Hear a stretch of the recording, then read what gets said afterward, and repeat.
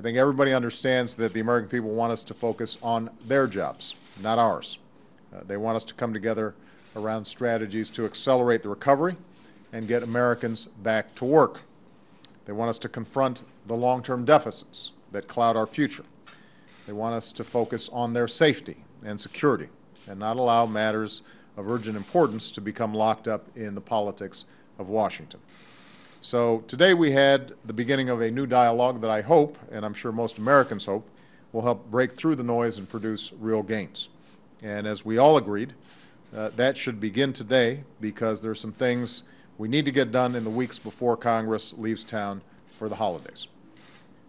First, we should work to make sure that taxes will not go up by thousands of dollars on hardworking middle-class Americans come January 1st, which would be disastrous for those families, but also could be crippling for the economy. There was broad agreement that we need to work to get that resolved before the end of the year. Now, there's still differences about how to get there. Republican leaders want to permanently extend tax cuts not only to middle-class families, but also to some of the wealthiest Americans at the same time. And here we disagree. I believe, and the other Democrats who in the room believe, that this would add an additional $700 billion to our debt in the next 10 years. And I continue to believe that it would be unwise and unfair, particularly at a time when we're contemplating deep budget cuts that require broad sacrifice. Having said that, we agreed that there must be some sensible common ground. So I appointed my Treasury Secretary, Tim Geithner, and my Budget Director, Jack Lew, to work with representatives of both parties to break through this logjam. I've asked the leaders to appoint members to help in this negotiation process. They agreed to do that.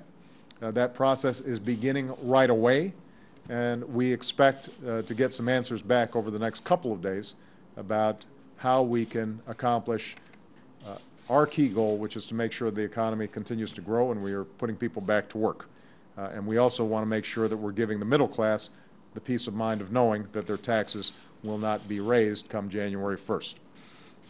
I also urged both parties to move quickly to preserve a number of other tax breaks for individuals and businesses that are helping our recovery right now and that are set to expire at the end of the year. This includes a tax credit for college tuition, a tax credit for 95%, a tax break for 95% of working families that I initiated at the beginning of my presidency, as well as a tax cut worth thousands of dollars for businesses that hire unemployed workers. We discussed a number of other issues as well, including the importance of ratifying the New START treaty so we can monitor Russia's nuclear arsenal, reduce our nuclear weapons, and strengthen our relationship with Russia. I reminded the room that this treaty has been vetted for 7 months now. It's gone through 18 hearings. It has support from senators of both parties.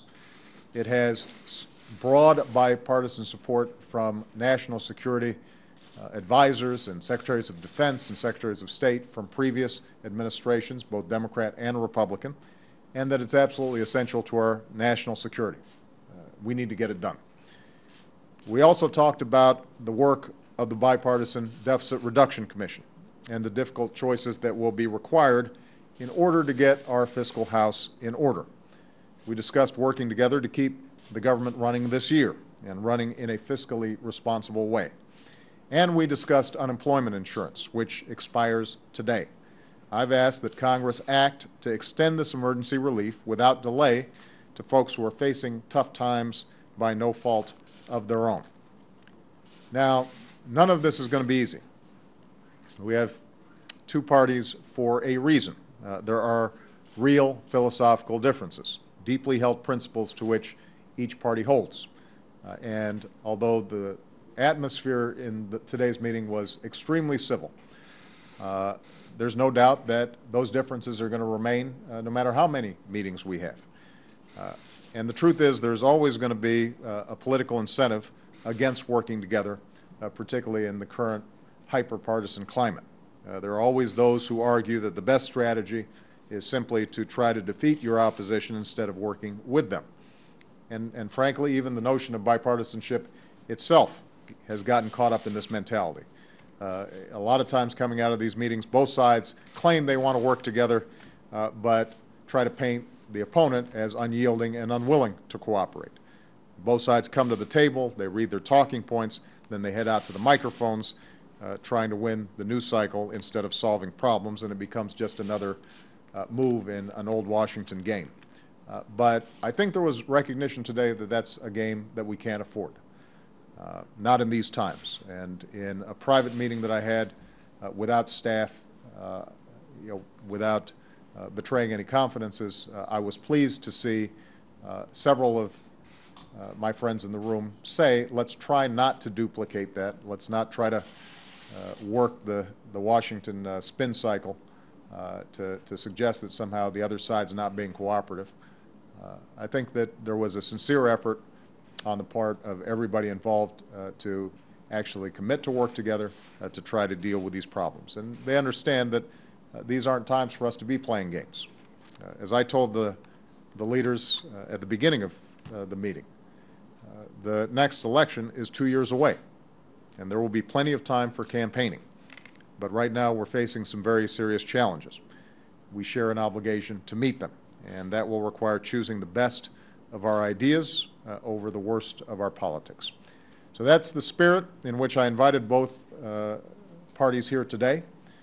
I'm happy with how the meeting went, and I told all the leadership that I look forward to holding additional meetings, including at Camp David.